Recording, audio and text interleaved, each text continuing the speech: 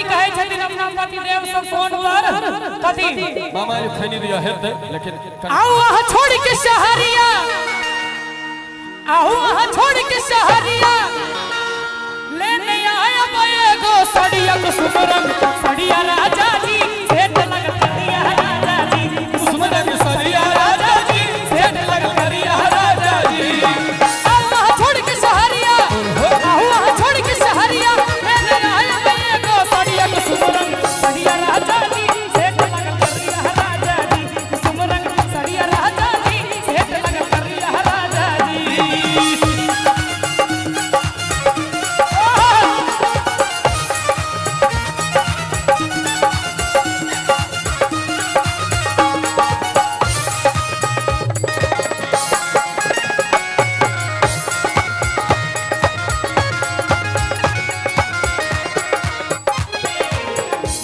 चीज की नबिया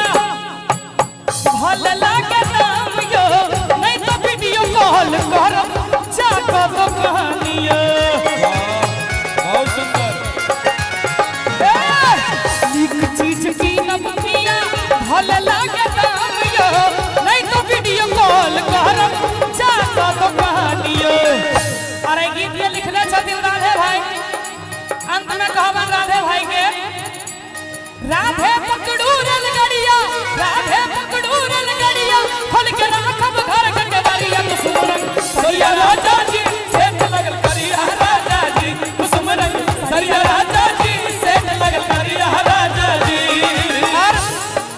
हमार भाई सब मुंह लटका के बैसल छथिन लेकिन आब हिनकर मूड के कनी हम चेंज करिए झूठे के हमरा यौ देखार नहीं करू झूठे के हमरा यौ देखार नहीं करू जानियो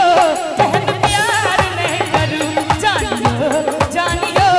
एहन प्यार नहीं करू झूठे के हमरा यौ देखार नहीं करू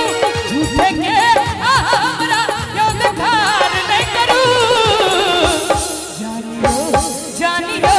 एहन प्यार नहीं करू जानियो एहन प्यार नहीं करू। अंत में दोस्तों इस ज़माने को क्या हो गया दोस्तों इस ज़माने को क्या हो गया जिसको चाहा वही बेवफा हो गया बेवफा बेवफा बेवफा हो गया दोस्तों इस ज़माने को क्या हो गया दोस्तों इस ज़माने को क्या हो गया जिसको चाहा वही बेवफा हो गया बेवफा बेवफा बेवफा हो गया जिसको चाहा वही बेवफा हो गया। आप ही ने बनाई ये हालत मेरी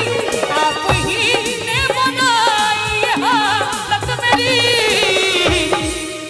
तनी एक बार हो सब ताली बजाइयो तो कि आप ही ने बनाई ये हालत मेरी आप ही पूछते